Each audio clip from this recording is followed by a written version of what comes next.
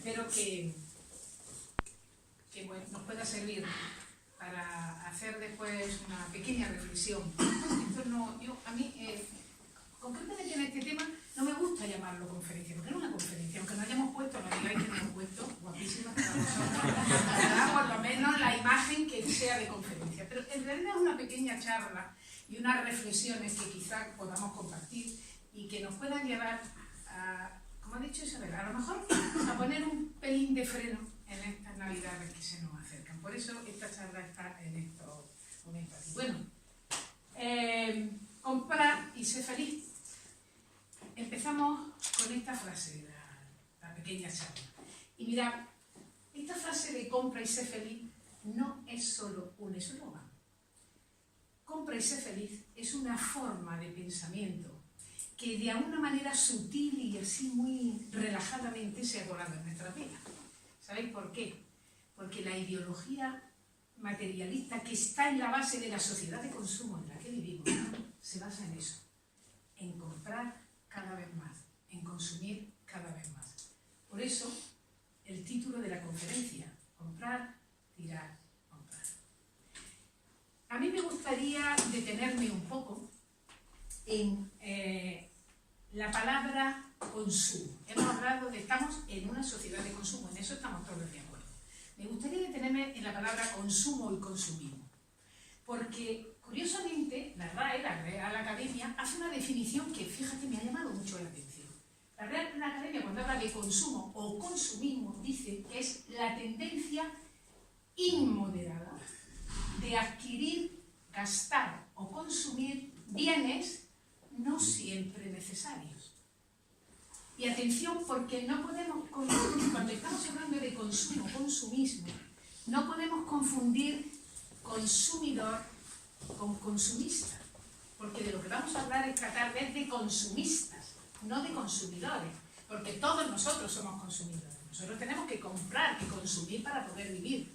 Pero el consumidor no es el que tiene una tendencia inmoderada, es el consumista el que tiene una tendencia inmoderada, es decir, no controlada, de adquirir bienes no siempre necesarios. Es decir, que no compra lo que necesita, sino que compra por el deseo de comprar. Y eso, bueno, nos puede dar un poco un puntito de reflexión para ver nosotros en qué lado de la balanza nos colocamos, porque somos consumidores, pero algunas veces somos consumistas también. Bueno, no voy a pedir que me lo digáis, que yo no voy a poner penas por eso. Vamos a ver, ¿cuál es, si decimos que vivimos en una sociedad de consumo y que además nos impelen a consumir, cuáles son las bases, las claves, las herramientas que utiliza esta sociedad de consumo para mantenerse? Hay dos herramientas, y sé que hay gente que le va a molestar, pero hay dos herramientas en las que se basa. Una es el marketing, lo siento Michelle, y otra es la publicidad. Esto no significa que el marketing y la publicidad sean malos. Quiere decir que se utilizan como base porque sin estas dos herramientas la sociedad de consumo no podría desarrollarse como se está desarrollando. Y mirad, la publicidad es tan intrusiva que si alguno de vosotros ha sido tan inocente como yo, que le ha preguntado a Google, oiga, ¿me busca usted un hotel en Roma para este fin de semana baratito? Bueno, Google probablemente no te lo busque, o sí, pero durante 2 años Google te está buscando hoteles en todos los sitios del mundo mientras tú quieres trabajar y te salen hoteles. Es decir, la publicidad es tan intrusiva que se mete en nuestra vida y no hay manera de quitárnosla hasta ese extremo. Entonces, ¿cuál es el objetivo fundamental de la publicidad?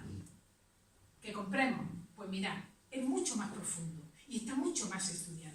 El objetivo fundamental de la publicidad es despertar el deseo de comprar, que es diferente a la necesidad de comprar. Es estimular el deseo de comprar. Y cuidado que estamos hablando de deseo y no de necesidad. Tanto se estimula el deseo de comprar que en este momento hay una gran preocupación. Los expertos, los psicólogos expertos, los médicos también, están preocupados porque hay tanta necesidad, tanto deseo de compra que no saben, se está convirtiendo en una enfermedad. Pero bueno, buscando opiniones de expertos, de psicólogos expertos, encontré una serie de artículos de Javier Garcés que os recomiendo que lo leáis. Este es el presidente de la Asociación de Estudios Psicológicos y Sociales, muy interesante, y él habla de cómo estamos rodeados de anuncios que nos presentan, nos ponen delante de los ojos una sociedad, una vida idílica si compramos tal o cual producto. Y si no, a mí me gustaría que recordáramos algún anuncio de coche. Anda que si te compras el Mercedes tal o el BMW tal, eres el más guay del mundo. No solo eso, que vas a ligar y no vas a llegar tarde en ningún sitio. Y además te va a salir el mejor trabajo. Pero fijaros, ¿sabéis el que a mí personalmente me molesta más? Los perfumes. Hay perfumes que despiertan diferentes deseos. Es verdad que unos te llevan el anuncio a que vas a ser la mujer más deseada del mundo, el hombre más deseado del mundo, porque además los brillantes vuelan, pero hay uno especialmente que me crispa los nervios. ¿Y sabéis cuál es? Que por el perfume nos convertimos en dioses. Y resulta que las diosas del Olimpo pierden su conciencia de diosa y nos persiguen por todo eso. ¿Habéis visto ese que aparece el Olimpo griego? Este señor Cacha, que el perfume, todas las diosas se olvidan de quiénes son para coger. Eso es terrible. ¿Me entendéis? ¿Qué es lo que hace la publicidad con nosotros? Que hasta las diosas pierden su conciencia de quiénes son. ¿Qué quiere despertar? ¿Qué despierta la publicidad? El deseo de comprar, el deseo de obtener. Pero fijaros que dentro de los artículos de este señor me ha llamado mucho más la atención que dice que el consumista siente más felicidad mientras desea conseguir algo que cuando lo consigue. Fijaros qué fuerte es el deseo, del que hablará Filipa, que le he dado a ella el deseo que hable después, que es exactamente el deseo. Pero fijaros, el consumista, no digo el consumidor, siente mucha más felicidad el periodo de tiempo que está deseando algo que cuando lo consigue. ¿Por qué? Porque como lo que nos incitan es el deseo, y el deseo no es fácil de controlar, cuando ya consigue algo, pierde tu interés, porque el deseo sigue vivo, el recuerdo sigue vivo del deseo y ya quieres otra cosa. Con lo cual, compras. Bueno, pues los psicólogos, los expertos están tan preocupados que hay un filósofo francés que yo de verdad os recomiendo, que se llama, yo no sé cómo se pronuncia muy bien, pero es se escribe Guille, pero es Gile Lipovetsky, que tiene un libro interesantísimo que se llama La felicidad paradójica. Porque este filósofo nos viene a decir que cuando esta sociedad de consumo estimula cada vez más este deseo, se produce una paradoja, y es que cuanto más cosas deseamos, más frustración individual aparece. Es decir, nosotros tenemos unos deseos, o el consumista tiene unos deseos irrefrenables de comprar, de conseguir cosas, y no puede conseguir todo, es imposible, el deseo es más fuerte que la realidad, entonces hay una frustración interna de no puedo. Entonces está causando muchísimos problemas, por no llamarlos patologías, a muchísima gente esta incesante estimulación del deseo. Pero quería llamar la atención sobre la consecuencia de toda esta publicidad, las consecuencias más graves de toda esta publicidad, de todos estos mensajes publicitarios que nos están llegando. Y es que nos están animando al ser humano a buscar la felicidad, la realización personal a través de las compras. Eso es terrible, porque te dicen, mire usted, si usted tiene un coche estupendo, tiene una casa estupenda, tiene una pareja estupenda y tiene un trabajo estupendo, usted va a ser, no solo va a tener usted prestigio, que es muy importante para los seres humanos tener prestigio, y han jugado muchas veces con eso de tener prestigio, pero no solamente eso, que lo va a tener, sino que además usted va a conseguir la felicidad. Y nosotros, sin darnos cuenta, hacemos una asociación casi inconsciente de ideas, que es consumo igual a felicidad, poder adquisitivo igual a felicidad. Y entonces buscamos la felicidad, ¿en dónde? ¿En qué? En adquirir cosas. Pues está esto muy serio, no sé si es que... ¿Sí? Pero bueno, esto no ha sido siempre así. Uno se pregunta, pero bueno, si nosotros, muchos de vosotros, la mayoría de vosotros habéis estudiado filosofía, estáis en los cursos de filosofía, bueno, ¿cuándo aparece esto? Porque la vida no ha sido siempre así, esta concepción de la vida no ha sido siempre así. ¿Cuándo aparece? Bueno, a mí siempre me gusta encuadrar un poco de lo que estamos hablando históricamente, y además me voy a permitir esta tarde un pequeño speech, porque soy una enamorada de la historia, pero no una enamorada romántica. Yo soy una enamorada de la historia porque considero que es fundamental estudiar historia, saber historia, pero no solo para comprender el pasado, sino para comprender el presente y sobre todo para poder construir el futuro. La historia es fundamental. Bueno, pues echándose el vistazo a la historia, nos damos cuenta que esta ideología materialista, esta forma de pensar consumista se afianza en el siglo XIX. Y esa ideología que empezó antes pero que se afianza en el siglo XIX ha llegado hasta nuestros días. Estamos en plena efervescencia de la sociedad de consumo. Y es muy curioso porque en estos momentos que llega la Navidad, que llegan las rebajas, que acaban de pasar, ¿cómo se llaman? Los Black Friday, estos, donde nos anuncian que nos van a vender, casi regalar cosas, que suelen ser precios de mentira,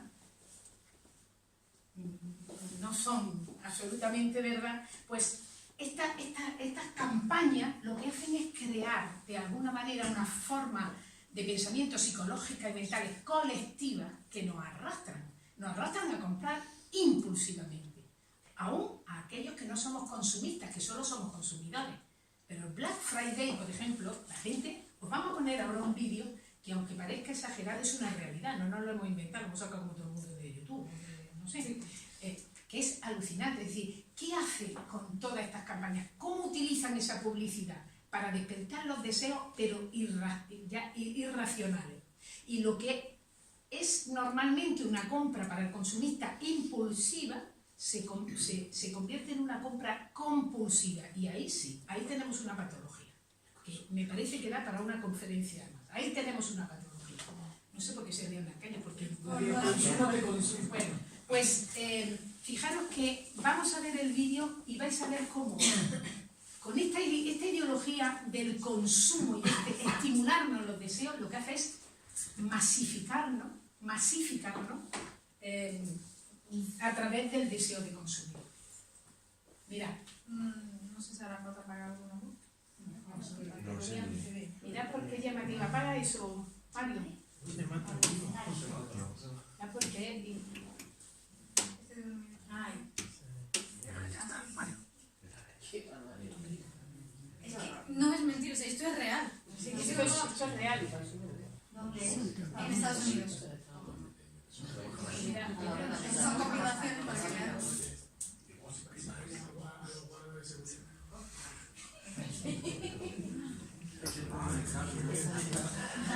Pero eso que vemos es real, pero no olvidéis que en Almería, que tiene 200.000 habitantes, se abrió Primar y entraron en un día 76.000 personas. O sea, no nos asustemos, ¿eh? Entraron en Primar en un día 76.000 personas.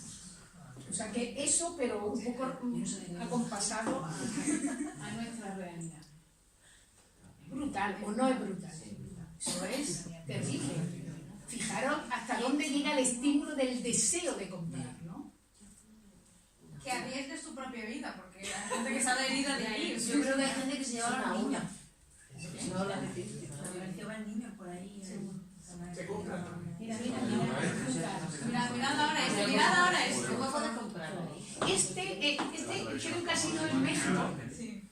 Unos grandes supermercados pusieron televisiones que iban a valer $435. El trabajador que tenía que poner los precios se equivocó y en vez de poner 365 le puso, o 475 le puso una etiqueta que ponía 175. Cuando el primero que entró y vio el televisor por 175 armó una, que bueno, se suben a la estantería, porque ahí es abajo, pero se suben a la estantería arriba y hay gente que se va a matar con 3 televisores así, ¿entendéis? O sea, es una barbaridad, ¿no? Porque nos lo tomamos a broma porque quizás nosotros, que somos pequeños filósofos o gente, vamos a llamarnos gente un poquito despierta. No nos vemos en esos extremos, pero cuidado, que también tenemos momentos de compra impulsiva, no voy a llamar compulsiva porque si no voy a dar... Quizá me pasaría, Bueno, eso es una sincericida que es Tamara, bueno, pero que yo creo que estas reflexiones es para que nos miremos a nosotros mismos y nos sirvan para algo.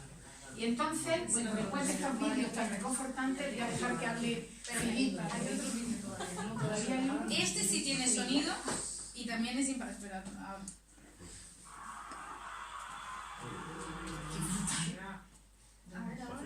Sí, ya está. Dios. Mira, todavía está.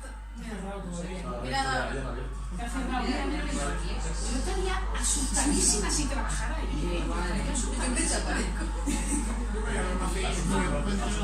yo no quería ser trabajador. Yo estaría asustadísima. Y ya. Bueno, esto es real también para que veamos todas las televisiones, que es increíble, ¿no?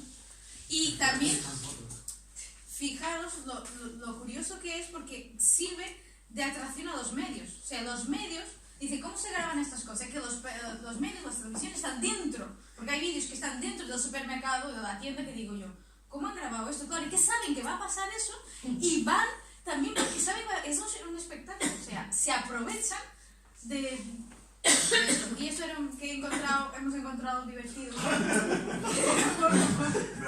Bueno, que no sabe hazte fuerte a ti mismo porque el Black Friday está en camino, ¿no? Y el otro que cuando el Jack Sparrow, cuando alguien consigue la última tele, ¿qué pasa? Vale. Bueno. Si quieres que pase algo más. No. Bueno, ya después para Bueno.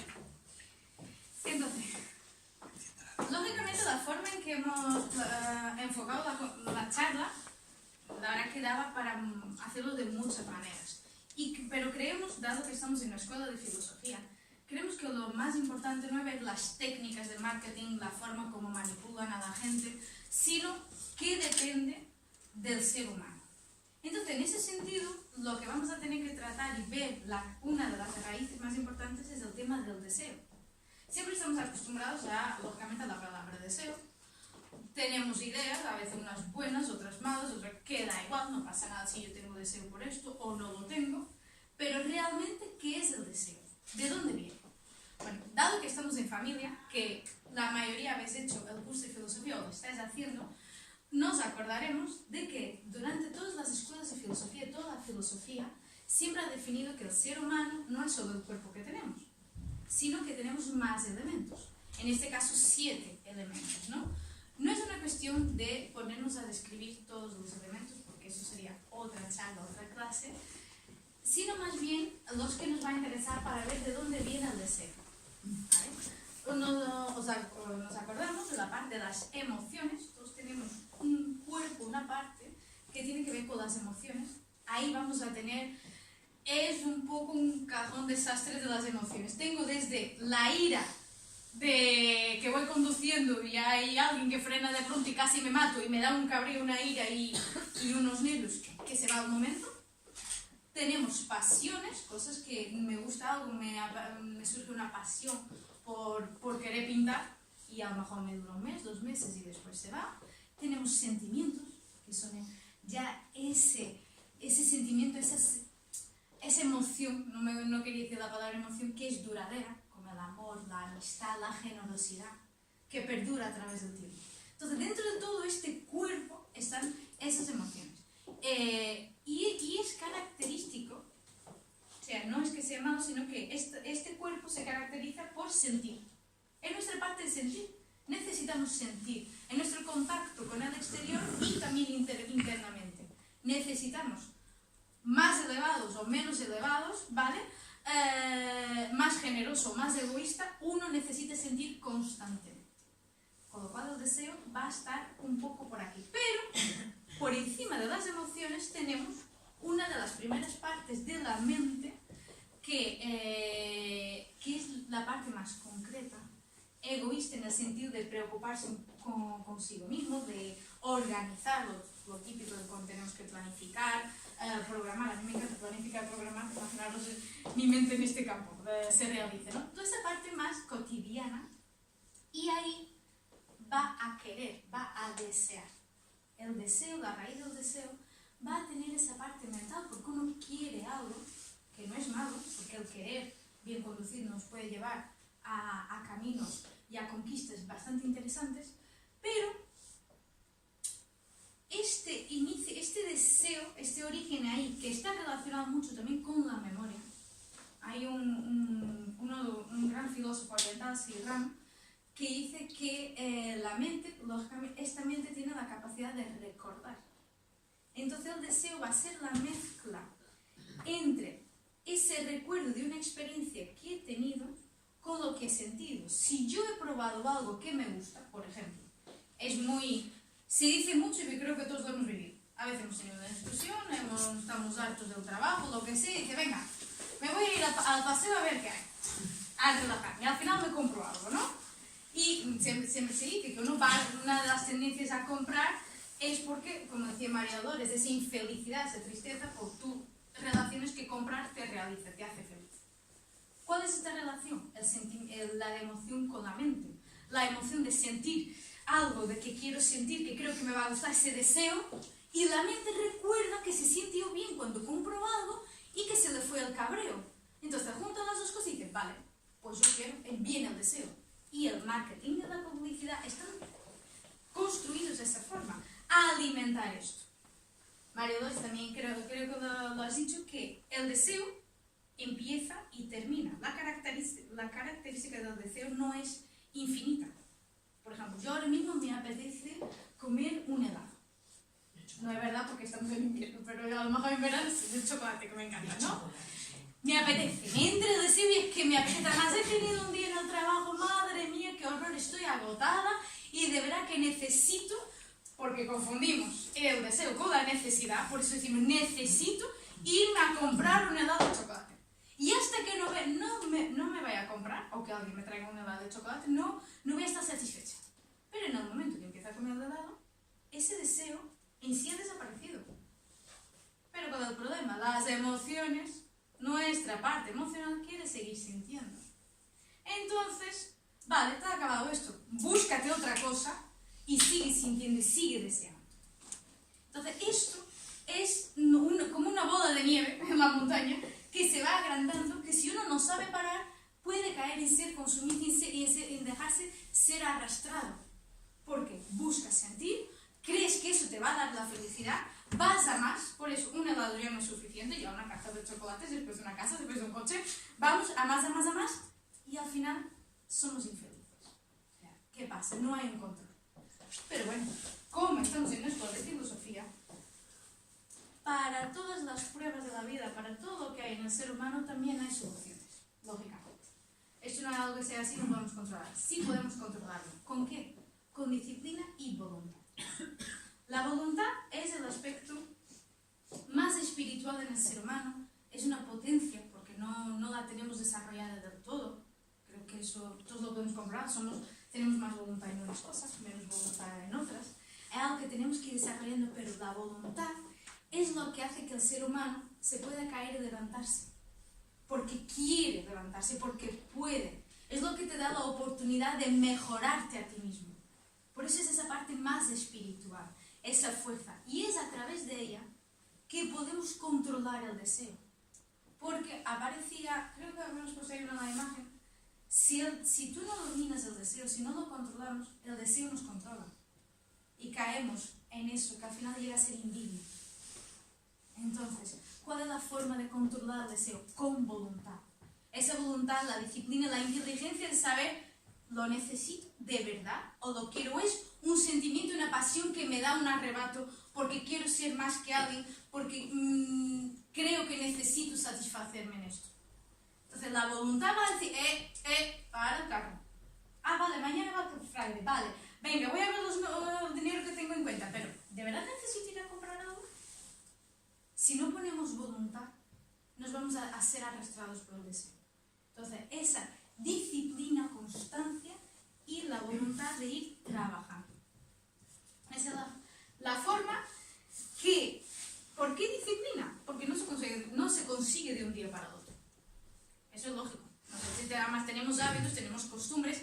Como decía María Dolores, es nuestra sociedad, es la mentalidad en que hemos crecido. O sea, vivimos en una sociedad de consumo. Consumimos. ¿Y hasta qué punto a veces no hemos caído en situaciones no extremas, pero en que uno dice, a lo mejor me he comprado más ropa de lo que necesitaba, he ido a comprar una camiseta y vengo con 10 bolsas, ¿no? Entonces, eso es disciplina, porque de un día para otro no se puede. Pero teniendo la claridad de que yo quiero controlarme y sé que el deseo no me controla, sino que el deseo es una parte de mi entidad como ser humano, pero yo soy más que el deseo. Entonces yo puedo dominar. Y eso es voluntad. ¿Quieres decir algo más? Sí. De el deseo, sí, por supuesto. Quiero decir un par de cosas más y entonces terminamos de decir Sí, sí. Si me acuerdo más, después lo puedo. Yo creo que Felipe acaba de dar una clave importante, una clave importante que si conocemos nuestros deseos, si logramos controlar nuestros deseos, llevaremos una parte del camino recorrida. Y es una clave importantísima saber dónde ubicamos el deseo del ser humano.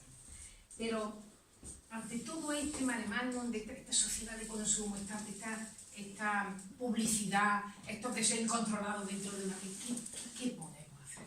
Porque es que uno se siente un poco abrumado. ¿Y ahora qué hacemos con todo esto? ¿No? A mí me vaya a permitir que vuelva de nuevo a recurrir a los clásicos, porque son ellos los que siempre nos dan alguna clave importante para saber qué camino, por dónde tenemos que caminar. Y una de las primeras claves que vamos a buscar es saber qué es el ser humano.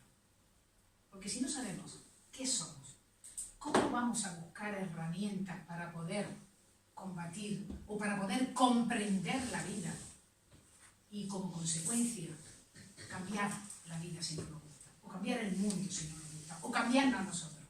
Tendremos que saber qué somos, quiénes somos. Bueno, pues, como los clásicos siempre nos ponen un poco de luz, permitidme que de nuevo recurra al magnífico Platón, que en su libro 7 de la República nos habla del mito de Prometeo. Y os pido un ejercicio de imaginación para que veáis la caverna más grande que esa. Os pido un ejercicio de imaginación porque Platón nos describe una caverna donde los hombres están atados, sentados y atados a sus asientos, de tal forma que son realmente prisioneros.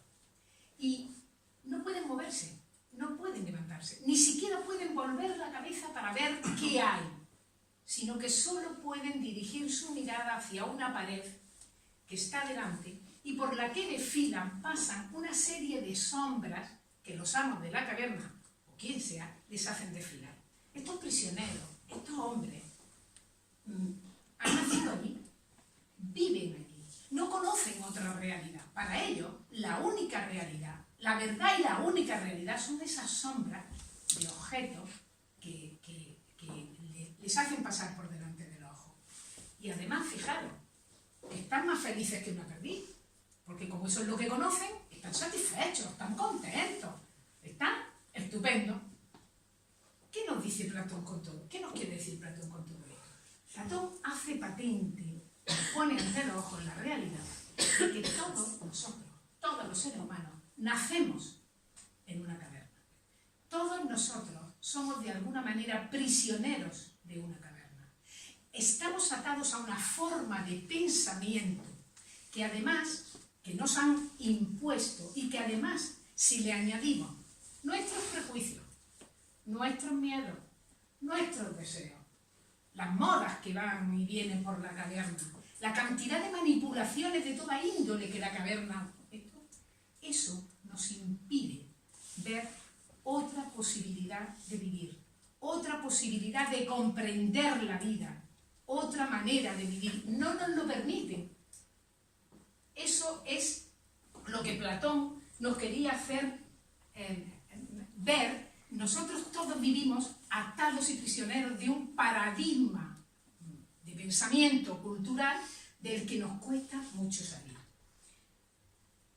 Hoy estamos en la expansión de la caverna. No me digáis que Platón hace tantos años, si llega a ver la caverna hoy, no escribe un libro, escribe toda una, 10 libros sobre la caverna, porque tiene material para matarse. ¿Qué pasa en la caverna de hoy? Pues en la caverna de hoy nos desliza ante los ojos las sombras de las que Platón habla. ¿Cómo? En forma de cosas materiales que hay que adquirir, en forma de emociones exageradas que hay que sentir, en forma de sentimientos desbordados, en forma de ideas que ni siquiera son nuestras, o que ni siquiera sabemos si son nuestras. Y nos hacen creer que si todo eso no está presente en nuestra vida, la existencia no tiene sentido. No tiene ningún sentido. Y además nos lo vamos creyendo. Nos han convencido de que la existencia es algo poco definido, de que la existencia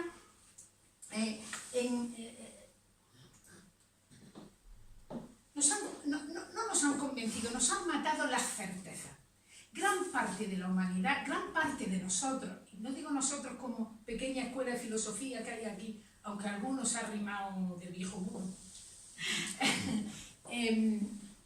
la gran parte de la humanidad no tiene ninguna certeza, solo tiene opiniones, opiniones que adquieren y dejan con una rapidez famosa, pero no tienen certeza. Y cuando digo certeza, no me estoy refiriendo a qué va a pasar en el futuro con nuestra vida, no. Me estoy refiriendo a la certeza íntima de quién soy yo, de qué es el ser humano y por tanto, cómo es el mundo en que me ha tocado vivir. Y es muy difícil tener certeza en un mundo en que los valores morales, éticos profundos, que han sido la base fundamental de la sociedad y del ser humano, han perdido su esencia profunda. Es muy difícil tener certeza cuando las palabras que usamos han sido vaciadas de contenido y tenemos que explicarlas.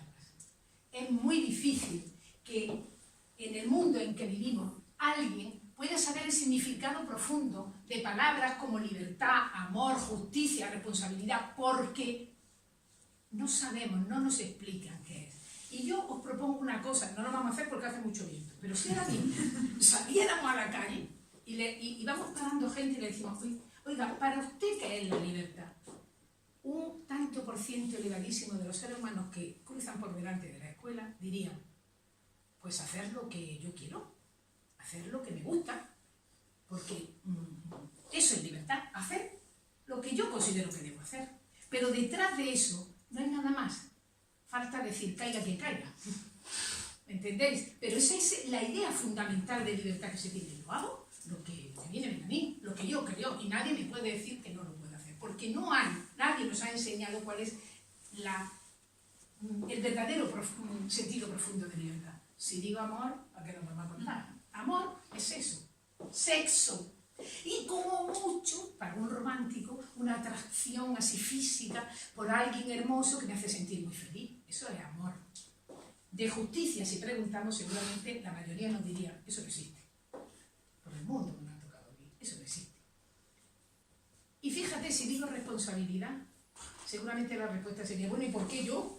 Que lo haga otro, porque de la responsabilidad hacemos así en la vida en que nos ha tocado vivir. Eso es lo que nos está pasando. Los conceptos profundos, los conceptos morales que han sido la base, que han sustentado a la sociedad en su momento, a la sociedad en los momentos más álgidos de la humanidad, están perdidos. Y aquí ¿Y a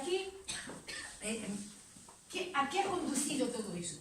Eso nos ha conducido, de alguna manera, a olvidar nuestros grandes sueños, a olvidar los grandes ideales. Pero es que resulta que el ser humano necesita tener ideales. No es posible para un ser humano no tener algo, un ideal al que seguir. Entonces el hombre, olvidado de eso, busca realizarse, busca la felicidad en pequeños ideales. Ideales como una casa grande, un amor que lo satisfaga, un coche más grande, un móvil último modelo, ¿no? Entonces busca en esos pequeños ideales. Pero cuando uno a lo largo de la vida va pasando y consigue todo eso y lo tiene, y llega un momento en que dice, bueno, ¿y ahora qué? Y lo digo por propia experiencia. Yo en un momento de mi vida me he preguntado, bueno, ¿y ahora qué más? Ya tengo todo esto, ¿y ahora qué más? Entonces siente uno una especie de insatisfacción. ¿Qué pasa? Pues pasa que el hombre necesita comprender, tener un sentido en la vida. Y cuando no lo tiene, no puede apoyarse en cosas materiales. Porque si el sentido de nuestra vida solo lo basamos en cosas materiales, al final sentiremos esa insatisfacción de la que hablaba el Buda, ¿os acordáis los que habéis estudiado? Ese dukkha, ese dolor profundo de ¿y más? ¿Qué más? Ese vacío. Fijaros que ese vacío y esa insatisfacción en este momento se ha convertido muchísimas veces en depresiones. Hoy hay cientos de personas que tienen depresión, y la depresión no es porque en el trabajo tiene un jefe que es un estúpido, no. Las depresiones no vienen por ahí, generalmente. Las depresiones vienen por el vacío existencial. Las depresiones vienen porque uno que tiene cosas y ha conseguido cosas no sabe dónde está el verdadero sentido de la vida. Y el verdadero sentido de la vida está dentro. Porque uno busca la felicidad, pero la felicidad no está en las cosas. Esa ansiada felicidad no te la dan ni el coche ni la casa. Es igual, ni los millones que te toquen la lotería. Hay algo más, porque está dentro de nosotros. Es algo que el ser humano necesita. Y, ¿sabéis desde el punto de vista filosófico? Porque yo tengo que hablar de la felicidad desde el punto de vista filosófico. En realidad, cuando hablamos de felicidad, lo que tenemos que buscar es el equilibrio entre lo que conocemos como personalidad, que Filipa lo ha descrito, lo que conocemos como la personalidad, que alberga desde nuestro bienestar físico, nuestras emociones, nuestros pensamientos, nuestros sentimientos. Eso es nuestra personalidad. Esto que veis aquí es mi personalidad. Pero esto tiene que encontrar el equilibrio con otra parte que no la veis y que a mí me resulta difícil de explicar, pero que yo tengo la certeza de que está, de que es. Y es lo que yo soy realmente. Y eso que yo soy y que muchas religiones, muchas culturas, muchos filósofos lo han llamado de muchas maneras diferentes, el ser, el ego, el espíritu, es el que tiene que, en armonía con la personalidad, darnos la felicidad. Así que la equivocación que comete la sociedad de consumo es que nos ha convencido, nos quiere convencer de que el camino, la llave hacia la felicidad, es conseguir cosas materiales. Pero la filosofía, y Platón es un maravilloso ejemplo para eso, y nos va a seguir hablando ahora Filipa, con el mito de la caverna nos dijo, no os equivoquéis, ahí no está, buscad dentro. Y eso es lo que nos va a contar ahora Filipa con el mito de la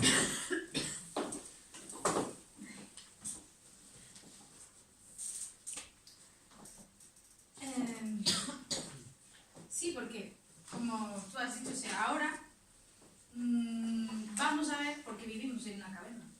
Aunque aquí, lo mejor son siempre las imágenes más originales, pero vivimos en la caverna. No hace falta que decir, eso no existe. Sí existe. Pero podemos salir de ahí. Y ese va a ser el filósofo. ¿Por qué? ¿Qué cuenta Platón? Cuenta que el ser humano, estos hombres que están ahí encadenados, como hemos visto en la anterior imagen, realmente no se pueden mover. Y muchas veces pensamos en las cadenas físicas. Pero, como ha dicho María Dolores, las cadenas las tenemos. Son nuestros miedos, nuestros prejuicios. Muchas veces nuestra forma de pensar, nuestra forma de catalogar a la persona. Yo veo a Isabel por primera vez y le pongo un sello. Y ella es así. porque ha venido un día a lo mejor triste y digo, qué antipático, qué rara es, y ya está. Y ya me da igual que intente decir cómo es, porque yo ya pues no sé, esos son mis cadenas. Entonces, hay seres humanos, los filósofos, que van a empezar a darse cuenta de que tenemos cadenas. Y dicen, realmente yo sí tengo un prejuicio con esto, tengo este miedo, ¿esto qué es? Lo llevo toda la vida arrastrando, es mío, sí, pero esto me pesa. Y va a conseguir liberarse con esfuerzo, porque lógicamente todo lo que llevamos de una vida nos cuesta, pero consigo romper, a lo mejor esa tendencia al egoísmo, por ejemplo, y consigo levantarme y ver que lo que yo creía real es simplemente una proyección, ¿vale? Que aquí no hay un caballo, que esto es una tela. Digo, vale. Entonces se gira y ve que hay algo atrás, hay un fuego, aquí un proyector, ¿no? Hay algo que está emitiendo una luz y hay unos seres que van llevando objetos, que es lo que nos da esa proyección de imagen. El filósofo, ese ser humano que se levanta y ve eso, se da cuenta que por detrás de ese proyector, de ese fuego, hay una salida, hay una luz. Dice, por ahí hay algo. Y va investigando, va subiendo de la cueva y consigue salir a la luz. Lógicamente Platón dice que la luz es la realidad, ¿no? Las ideas, la esencia en sí misma. Eso, poniéndolo un poco en práctica, es cuando uno se atreve a realmente a indagar lo que somos, lo que tenemos, qué es lo que arrastramos, esas ideas, esos conceptos. Un ejemplo, las redes sociales ahora mismo son un ejemplo perfecto de la caverna. Nos llega de todos los lados, imágenes, vídeos, artículos, fotos, lo que sea. ¿Y qué hacemos muchas veces? Oh, esto es real, lo comparto. Oh, es real, me gusta. Oh, no es real. Es real, pero lo odio. Y venga, a lo mejor alguien ha hecho aposta a eso para difundirlo. A lo mejor es un mensaje que es completamente falso. Pero nosotros hemos creído que es la realidad. Y entonces lo compartimos, lo vamos difundiendo. En vez de decir, ¿esto es real? ¿Lo que me está llegando este mensaje es así? ¿O qué es? Y empezar a investigar. No investigar físicamente y buscando en las redes la causa, pero una vez a analizar. No tratar todo lo que nos llega como la realidad, sino decir, venga, yo lo veo así, pero ¿qué pienso yo de esta idea? De este sentimiento. ¿Qué es? Y entonces estás estudiando, estás reflexionando sobre. Y eso te permite ir conociéndote, ir conociendo el entorno, nuestro mundo, ¿no? ¿Qué pasa? Cuando uno se libera, y lógicamente ahí al aire, a la luz del sol, se está mucho más a gusto. Más uno se ha liberado de las cadenas, de los miedos, conoce más, dice, ahora me siento más completo, me conozco más el entorno, ya no prejuzgo tanto, podría quedarme ahí. Pero Platón va a decir que todo el filósofo siente la responsabilidad, esa tan temida responsabilidad de que hablabas, de volver. ¿Por qué vuelve a la caverna? Por amor. Porque por comodidad no es. Estamos mejor lo que hemos descubierto y nos hemos conquistado a nosotros mismos. Es mucho mejor que volver a estar encadenado en la sombra. Pero por amor y por decir, si yo lo que he visto y lo que he aprendido me ha hecho mejor ser humano, hay algo en mí que dice, lo tengo que dar a los demás. ¿Cómo recibieron sus compañeros a ese hombre que salió y volvió? Dijeron, tú estás loco. ¿Qué me cuentas que esto es mentira?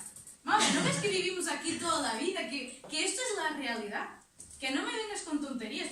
Nunca deberías haberte levantado. No. Y dice, por favor, cállate y déjanos. Y el filósofo intenta decir, no, hay algo más, piensa, busca. No aceptes solamente lo que te dan. Y el mito cuenta, Platón cuenta, que al final llegan a matar.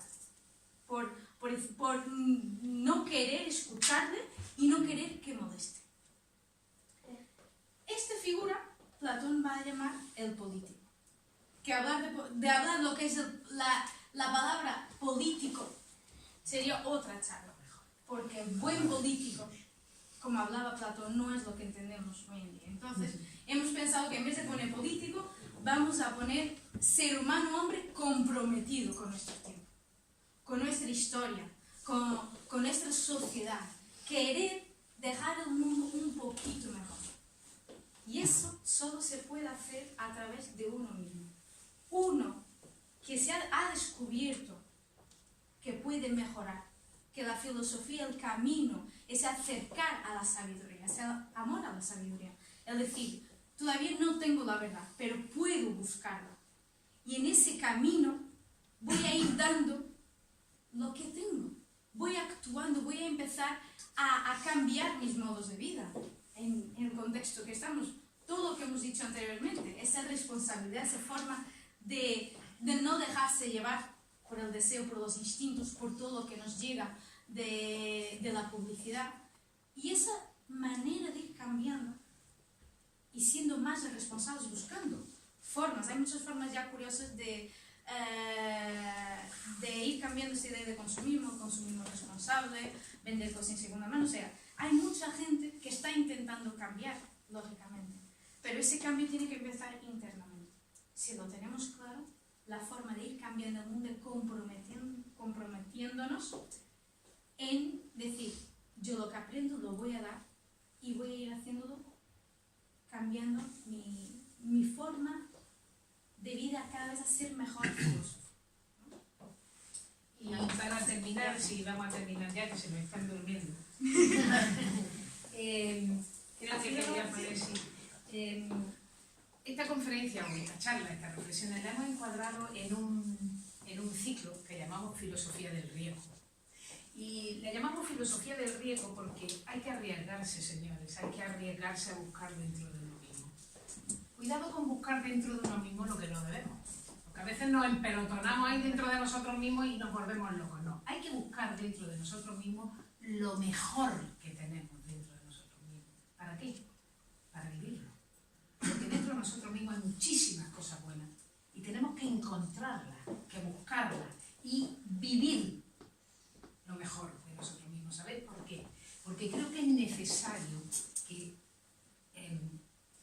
perdamos el miedo a vivir de otra forma. Hay que atreverse a vivir de otra forma. Hay que arriesgarse, porque el que no se arriesga, dicen que no pierde, tampoco gana. Yo creo que pierde. Es como que el que no avanza se detiene, no, va para atrás, porque los demás lo adelantan. Pues esto pasa igual. Si no te arriesgas, te quedas en el mismo sitio, con lo cual, malo. Hay que buscar en uno mismo, porque además es en nuestras manos.